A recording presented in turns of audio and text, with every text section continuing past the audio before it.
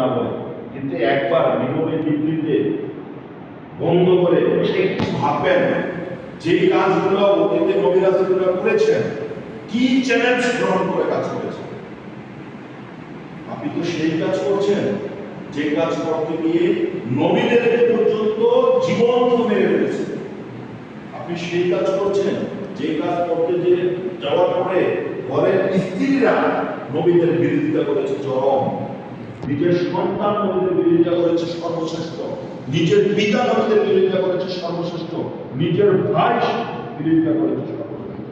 আমি উদাহরণ দিলাম না, ভাইয়ের কথা যদি বলি ইউসুফ আলাইহিস সালামের নাম আসে, পিতার কথা যদি বলি ইব্রাহিম আলাইহিস সালামের নাম আসে, সন্তানের কথা যদি বলি নূহ আলাইহিস সালামের নাম আসে, এরকম হাজার হাজার উদাহরণ দেওয়া। পৃথিবীতে মাত্র দুইজন ব্যক্তি আল্লাহর কাজ করতে গিয়ে বাধাপ্রাপ্ত হননি, এমন কোন নবী রাসূল নেই।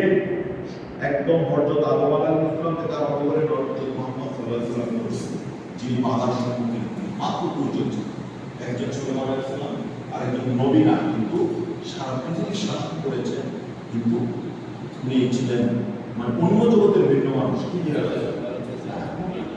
আর সুলাইমান আলাইহিস সালাম কারণ হলো উনি জিন, বাতাস, আগুন, পানি এগুলো নিয়ন্ত্রণ ক্ষমতা দিয়েছে। সে কথা ভিন্ন জিনিস, যে কথা বলছিলাম।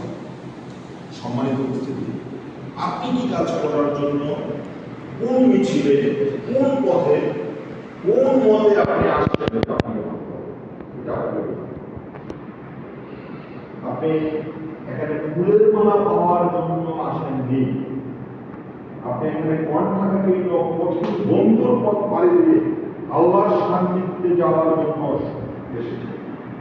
এখানে পুলিশের ডান্ডা বেরিয়ে পুরস্কার, এখানে অপমান, অপদস্থ, এখানে ঘর বাড়ি যাওয়া, সন্তান যাওয়া, জীবন যাওয়া, জেল থাকা, মায়ের খাওয়া, এগুলো মামুলি ব্যাপার, এগুলো তুচ্ছ তাচ্ছিল্য ব্যাপার, এগুলো মানে ভাবনার বিষয়।